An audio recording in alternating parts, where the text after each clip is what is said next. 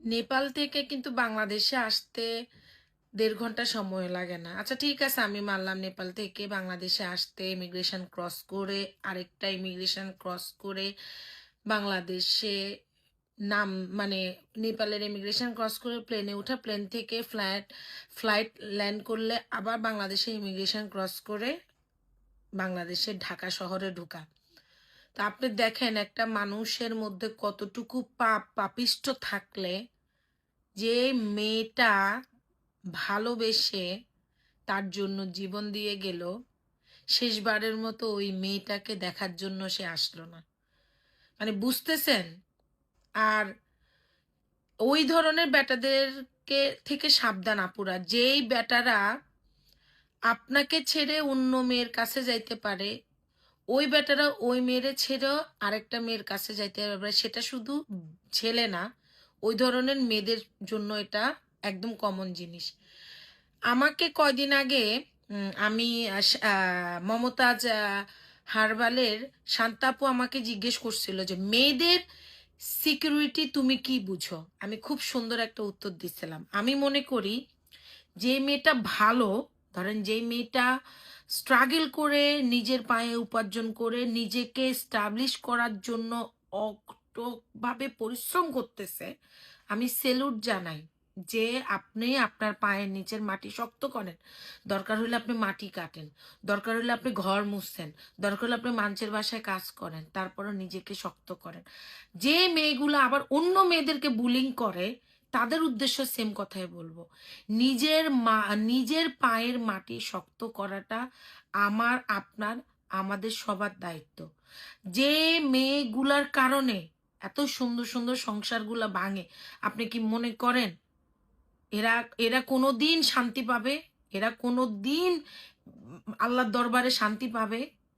বিশ্বাস করেন, আপনি হয়তোবা বলতে পারেন যে আমি কেন কথাটা বললাম। আমার এই আলভি, এই তিথি বা এই ইতি, এই স্মৃতি, এই সাতার মাতা মিডিয়াতে একটা সিন্ডিকেট শুরু হয়েছে।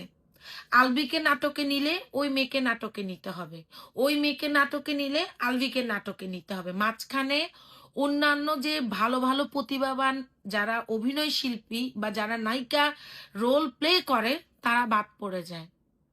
এই আলবি এমন জাত অভিনেতা না, কিন্তু ওই যে কথা আছে না, অডিয়েন্সের ভালো লাগা, অডিয়েন্সের ভালোবাসা থেকে তাকে সবাই পছন্দ করে আজকে সে এই অবস্থানে আসছে। মাকে ঠেলায় আজকে নিজের বউটা প্রতি কতটা অসম্মান করছে, কতটা ভালোবাসছস কেন? ভালোবাসাটা যদি ভালোবাসার মতো যত্ন নাই করতে পারে, ভালোবাসলো কেন?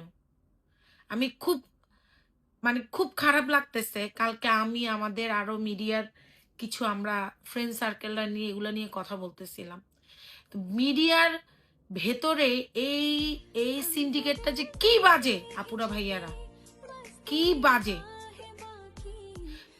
কিছু কিছু মেয়ে রিকভার করে চলে বেরোয় আসতে পারে যে হ্যাঁ আমাকে ছেড়ে দিছে তো কি হয়েছে আমি দেখাই দিব, কিন্তু কিছু কিছু মানুষ পারে না। তারা ভালোবাসার মায় এতটা জড়ায় যায়, তারা সংসারের মায় এতটা জড়ায় যায়, তারা মনে করে আমি যদি এই দুনিয়া ছেড়ে চলে যায় আমি শান্তি পাবো, এই দুনিয়াতে আমি যতক্ষণ থাকবো আমি শান্তি পাবো না। মানে সবাই তো স্ট্রং না, স্ট্রং অনেক বড় একটা ইস্যু জীবনে, সবাই তো স্ট্রং না। আপনি বুঝতেছেন? মাঝখানে ওই হারামজাদা ঠিকই দেহরক্ষিতা নিয়ে নিয়ে ঘুরবে, এরকম ওর মতো হাজার আলবির বউ দিনের পর দিন সুইসাইড করতেছে। আপনি বুঝতেছেন? ওরে টোটালি ও নামতেছে না কেন নেপাল থেকে বলেন? ওর মনে যদি শয়তানি না থাকে কেন নামতেছে না বলেন? ওর মনে যদি শয়তানি না থাকে ও কেন নামবে না বলেন? তো রাখি আপুর কথাগুলো শুনে আমার কিন্তু অনেক বেশি ভালো লেগেছে। তা আপনারা কি বলছেন, এটার সাথে কি একমত না? একটি মেয়ে আত্মহত্যা করেছে কিন্তু কম কষ্টে না, তাই না? আমার তো মনে হয় যে তার হাজব্যান্ডেরই পুরোটা দোষ। যেহেতু তার হাজব্যান্ড, তার ওয়াইফ মারা যাওয়ার পরেও সে নাকি দেশে আসেনি। তো দেশে না আসার কারণ কি? তার ওয়াইফকে যদি সে ভালোবেসে থাকতো তাহলে অবশ্যই সে পাগলের মতো ছুটে আসতো, কিন্তু সে আসেনি। সেটা শুনে আমার কাছে তো অনেক খারাপ লেগেছে। কার কার খারাপ লেগেছে কমেন্ট বক্সে জানাতে পারেন।